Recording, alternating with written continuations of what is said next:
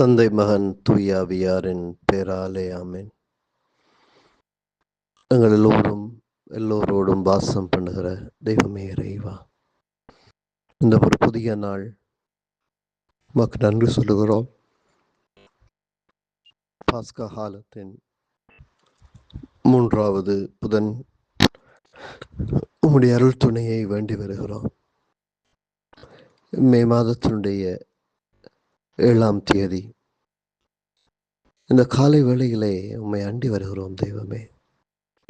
இன்றைய நாளிலே சிறப்பாக வத்திக்கானிலே இடம்பெறுகிற நமது புதிய திருத்தந்தைக்கான தெரிவுகள், கொன்கிளேவ் என்று அழைக்கப்படுகின்ற அந்த தெரிவிலே பங்கெடுக்கிற கருதினார்கள்.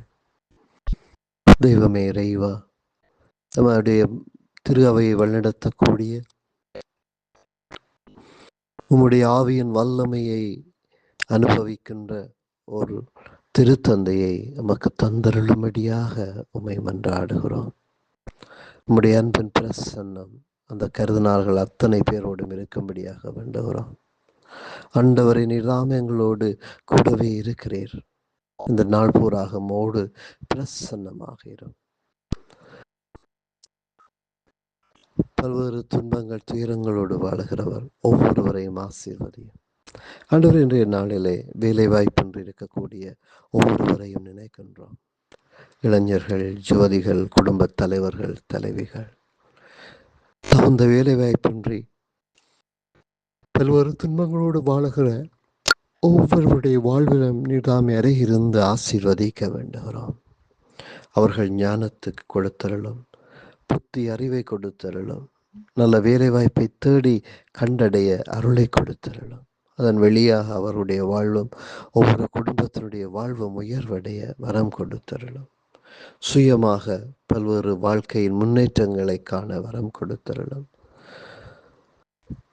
சோம்பலில் இருந்து நாங்கள் துடிப்பான வாழ்வை நோக்கி நகர்ந்து வர, இயலாமைகளில் இருந்து உம்முடைய அன்பின் பிரசன்னத்தை நோக்கி நடந்து வர நமக்கு அருள் தாரும்.